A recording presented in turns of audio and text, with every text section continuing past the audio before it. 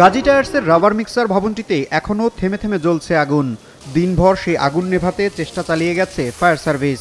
ভবনের ভেতরে প্রচুর পরিমাণ কেমিক্যাল ও দীর্ঘ সময় আগুনের তাপে ভবনটি এখন নাজুক।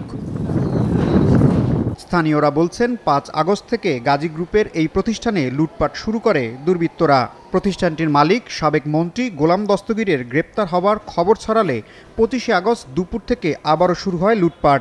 রাবার মিক্সার ভবনে লুট করতে ঢোকে এক গ্রুপ, আর অন্য গ্রুপটি লুটের মাল ছিনিয়ে নেয়ার চেষ্টা করে। এ সময় এক গ্রুপ নিচে আগুন দিলে ভবনের উপরে আটকা পড়ে আরেক গ্রুপ। ওরা যে সমস্ত জিনিসপত্র মালামাল নিচে বাইর করছে ওইটা ওরার কাছ থেকে নেওয়ার জন্য ওরা ওরার উপরে হামলা চালাইছে, আর ওরার ভিতরে রাইখা দিয়া গেট লাগাই দিয়ে আগুন লাগাই দিয়েছে। 8:30 9টার দিকে আগুন লাগানো হয়েছে। তারপর অনেক মানুষ ছাদ থেকে দেখা গেছে, বাইরে রাস্তা থেকে দেখা গেছে অনেক মানুষ ছাদের উপরে আছে। ভবনটিতে কত মানুষ নিখোঁজ রয়েছে তার কোনো হিসেব নেই প্রশাসনের কাছে।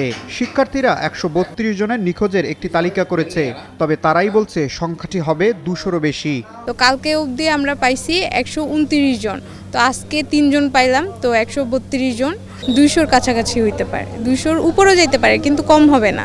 কারখানার সামনে ৩ দিন ধরে আহাজারি করছেন নিখোঁজের স্বজনরা। তো আমরা তো সেটাই লাশই চাই, ডিগ্রিতে পড়েন, বিশ্ববিদ্যালয়ে বলেন, এই যে ভাই একটা আর কিছুই নেই, বাপ মা অনেক কিছু নেই। নাম ঠিকানা নিচে নেওয়ার পর আর কিছুই তো সেরা বলে নেই, কিন্তু আমরা তো ওই অপেক্ষায় আসছি যে আমাদের যদি আমার ছেলে, আমার ভাই, আমার ভাগিনার, অথচ লাশটাও পাই, আমরা নিজের হাতে মাটি দিলেও মনে করবো যে আমরা পাইছি। আমি নাই যে তুমি আইও, আমি না বিপদে বলছি, তুমি আমার নেওয়াইয়া।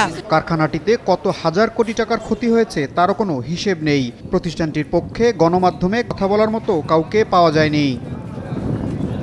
বিকেলে ড্রোন দিয়ে খুঁজেও পাওয়া যায়নি কোনো মরদেহ। অমানবিক এমন পরিস্থিতিতেও লুটপাট থেমে নেই। যে যেভাবে পারছেন কিছু না কিছু লুট করার চেষ্টা চালিয়ে যাচ্ছে। ইশতিয়াক ইমন, ৭১, ঢাকা।